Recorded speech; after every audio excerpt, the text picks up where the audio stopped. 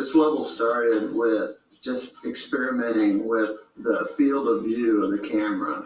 This kind of, it's a lot more extreme and more kind of fisheye lens than any other level in the game. And once that was it, I was like, well, this is very much like Vertigo, you get this feeling of vertigo from being high and seeing the ground below you. So that's when I tried to make the design be like this, the sides of a building or a skyscraper as you're going up.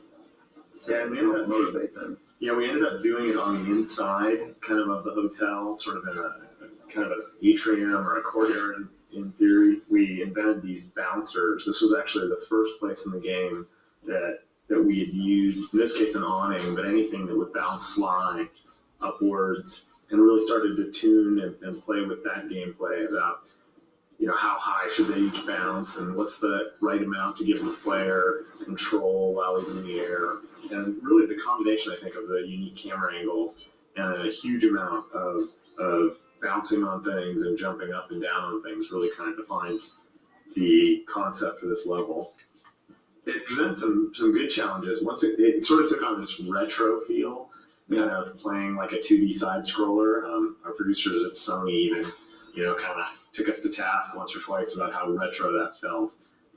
But the retro feel also had a big impact on the kinds of NPCs we could use in this level. Definitely. Because you needed an NPC that could work well in a really confined space.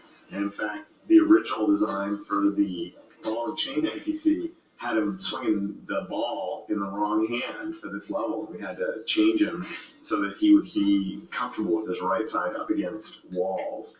From a secondary standpoint, I thought that the introduction of the air conditioners was a good idea because it was this sort of skill element that required you to pay attention. And right. It was one of the few really leftover in terms of mechanics from some early designs for the game where there are these things called break falls where you would, it was like the air conditioners where each one you hit, it would fall away. So it was very much the environment's kind of getting destroyed and your choices are getting limited as you're going. So you have to do it, pretty much do it right the first time.